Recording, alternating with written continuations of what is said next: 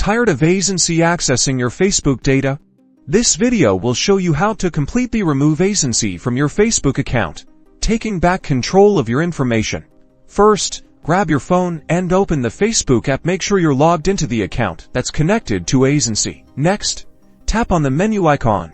It's usually 3 horizontal lines located either at the top right or bottom right corner of your screen, depending on your device. Scroll down the menu until you find Settings and Privacy. Tap on it to expand the options. From the expanded menu, select Settings. Now, scroll down until you see the section labeled Permissions or Media and Contacts. Under the Permissions section, tap Apps and Websites. Here, you'll see a list of all the apps and websites that have access to your Facebook data. Look for Aisensy in this list. Once you've found Aisensy, tap the checkbox next to it. This selects the app for removal. After selecting Aisensy, a Remove button should appear, likely at the bottom of the screen. Tap on the Remove button.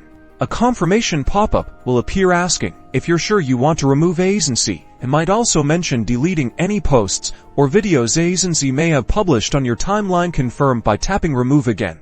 That's it, Aisensy is now removed from your Facebook account. You've successfully revoked its permissions and secured your data.